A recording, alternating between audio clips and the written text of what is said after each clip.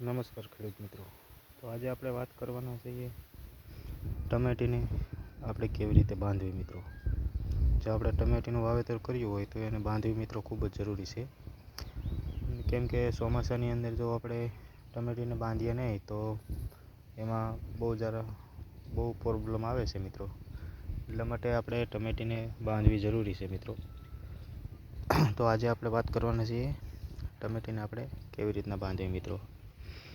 તો સૌપ્રથમ તમે આપણી ચેનલમાં નવા હો તો ચેનલને સબસ્ક્રાઈબ કરો, લાઈક કરો, શેર કરો અને બેલ આઇકન દબાવી ઓલ નોટિફિકેશન ઉપર ક્લિક કરી દો કે જેથી આવા જ નવા વિડીયો તમને મળતા રહે.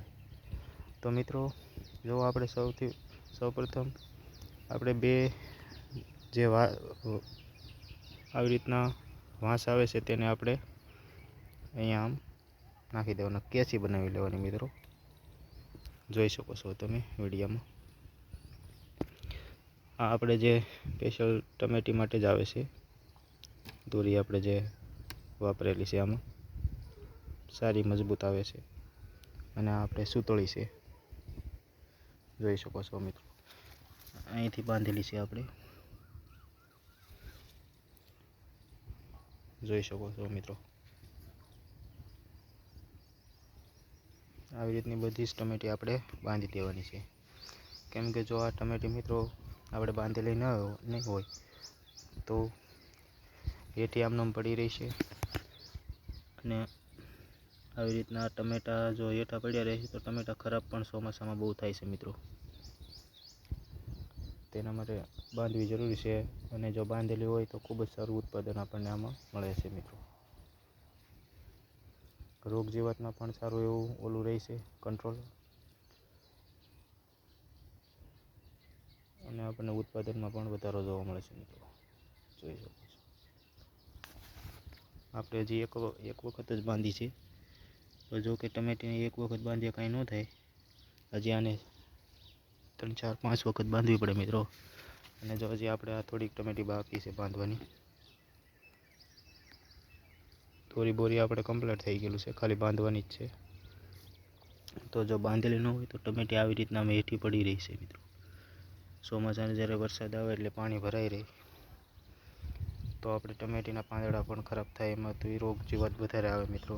અને ટમેટા હોય તો ટમેટા પણ હેઠા પડ્યા રહે એટલે આપણને ખરાબ થવાની વધારે શક્યતા રહે મિત્રો.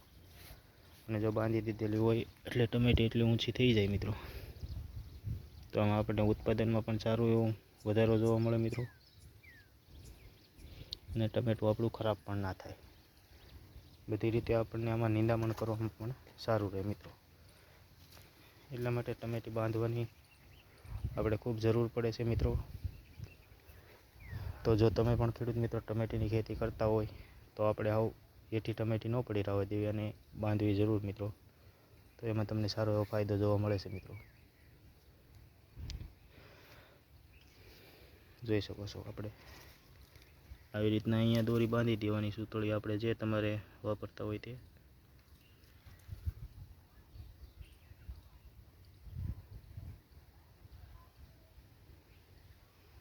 આપ જોઈ શકો છો.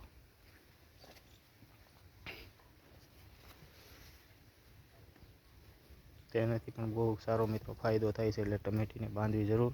એમનામ ટમેટીની આપણે ન ઓલી કરવી. જો હેઠી પડી રહે તો ટમેટી મિત્રો તમારે ખરાબ થવાનો પણ ખૂબ ઓલું રહે છે. બાંધેલી હશે મિત્રો તો ટમેટું પણ ખરાબ નહીં થાય અને તમને ઉત્પાદનમાં પણ સારો એવો વધારો જોવા મળશે. તો આજના વિડીયોમાં એટલું જ મિત્રો. મળીશું બીજા વિડીયોમાં. તો તમે પણ અમારી ચેનલમાં નવા હો તો ચેનલને સબસ્ક્રાઈબ કરી લેજો અને વિડીયોને શેર કરજો અને ઓલ નોટિફિકેશન ઉપર ક્લિક કરી જોઈ શકો છો મિત્રો. તો તમને પણ આવી નવી માહિતી મળતી રહે ખેડૂત મિત્રો. ધન્યવાદ.